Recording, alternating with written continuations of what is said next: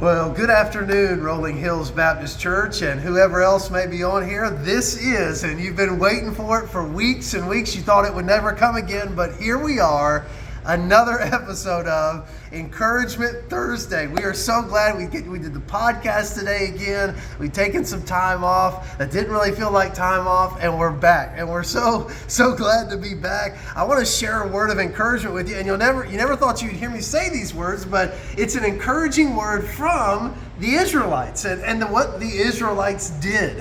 And I've been reading through the book of Joshua, and I love it when people are so zealous for the Lord, and people are zealous to do what God tells them to do, and God is just so faithful to us in the midst of that zeal that we have. And we find a place in Joshua, right before we get to Judges. We know what happens in Judges, but this is before Judges, where the people of Israel are making right decisions. It's incredible, and I just want to read a couple verses to you out of that. What happened was, just to set a background really quick, basically the tribes that were settling on the west side or east side of the Jordan River were afraid that the tribes on the west side of the Jordan River would basically forget about them.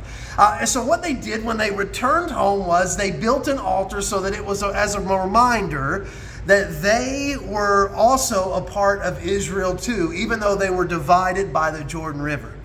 Well, what this did was it made the tribes concerned, because they were afraid they had built an altar to worship false gods. And that wasn't the reason at all. And so they said, we've got to go to battle. We got to tear this altar down. We got to go after them. We can't do this because we are God's and He's the only one we should worship. And I loved it. I'm like, yes, that is right. That's the right idea. But what their reason was so interesting. This is what it says in Joshua 22:26. Therefore we said, let us build an altar, not for burnt offering or for sacrifice. Rather it shall be a witness between us and you, and between our generations after us, that we are to perform the service of the Lord before Him with burnt offerings and with our sacrifices and with our peace offerings, so that your sons will not say to our sons in time to come, you have no portion in the Lord. Therefore we said, it shall also come about, if they say this to us or to our generation in time to come, then we shall say, see the copy of the altar of the Lord which our fathers made, not for burnt offering or for sacrifice,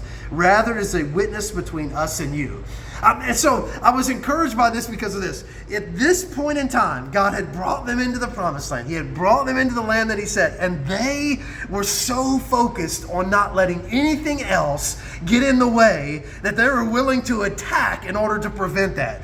And I was so encouraged by not only that, but also that this other altar was simply built so that they could be reminded in generations to come that they are one kingdom, that they are God's, that they are one nation.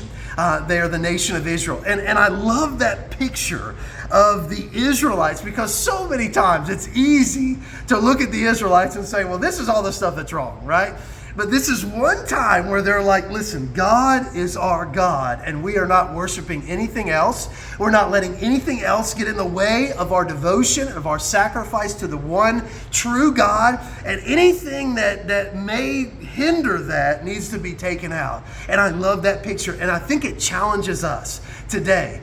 There are so many things that can try to creep in and distract us from our worship and our obedience to the one and only true God, our love relationship with Him.